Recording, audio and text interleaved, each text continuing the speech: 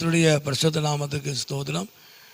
18ஆம் சங்கீதம் 18 அந்த 18வது வசனத்தை நான் பார்க்கும் பொழுது, என் ஆபத்து நாளில் எனக்கு எதிரிட்டு வந்தார்கள், கர்த்தரோ எனக்கு ஆதரவாக இருந்தார்.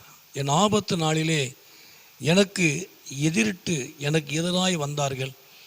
ஆனால் எனக்கு எதிராய் வருகிற அந்த நேரத்தில் கர்த்தர் ஒருவரே எனக்கு ஆதரவாக இருந்தார் என்று சொல்லி நான் வேதத்தில் வாசிக்கிறோம். உண்மையாகவே நாட்களிலே நமக்கு எதிராய் வரக்கூடிய காரியங்கள், நமக்கு பிரச்சனையாக இருக்கக்கூடிய காரியங்கள் நாட்கள். ஆகவே இப்படிப்பட்ட நாட்களில், இப்படிப்பட்டதான நேரங்களில் கர்த்தர் ஒருவர் தான் உங்களுக்கு ஆதரவாக, அவர் ஒருவர் தான் உங்களுக்கு சாதகமாக இருப்பார். ஆகவே என் ஆபத்து நாளிலே எனக்கு எதிரிட்டு வந்தார்கள், எனக்கு எதிராய் வந்தார்கள்.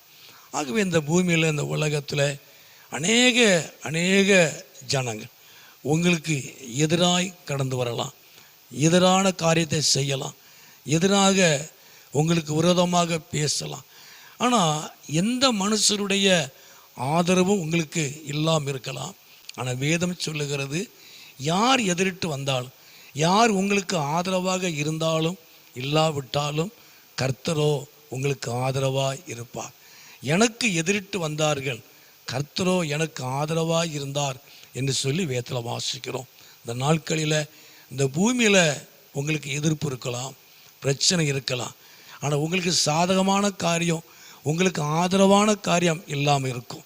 ஆனால் கர்த்தர் ஒருவர் தான் உங்களுக்கு ஆதரவாக இருந்து அவர் உங்களை நடத்துவார். கீழே வாசிக்கிறோம், அவர் விசாலமான இடத்திலே கொண்டு வந்து நிச்சயமாய் கர்த்தர் உங்களை ஆசீர்வதித்து, அவர் உங்களுக்கு ஆதரவாக, அவர் உங்களுக்கு சாதகமாக இருந்து அவர் உங்களை விசாலமான இடத்துக்கு கொண்டு வந்து அவர் உங்களை தப்புவிப்பார், அவர் உங்களை காப்பாற்றி நடத்துவார், அவர் உங்களுக்கு அனுகூலமாக இருப்பார்.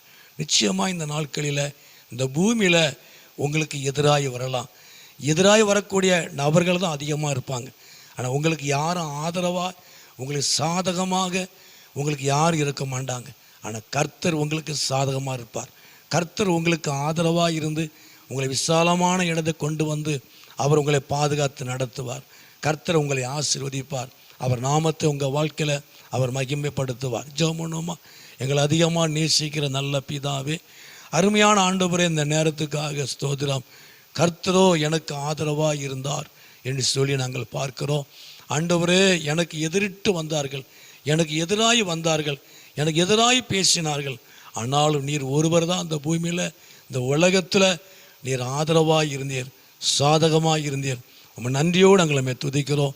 இதை கேட்குற ஒவ்வொரு பிள்ளைகளையும், குடும்பங்களை ஆசீர்வதியும். நீர் அவர்களுக்கு சாதகமாக, நீர் அவர்களுக்கு ஆதரவாக இருந்து விசாலமான இடத்தை கொண்டு வந்து நீர் அவர்களை பாதுகாத்து நடத்தும்படி, ஆசீர்வதிக்கும்படி நாங்கள் ஜெபிக்கிறோம். அப்படி நாமத்தை மகிமைப்படுத்தும். இயேசுவின் நாமத்தில் ஜெபிக்கிறோம் நல்ல பிதாவே. ஆமேன், ஆமேன்.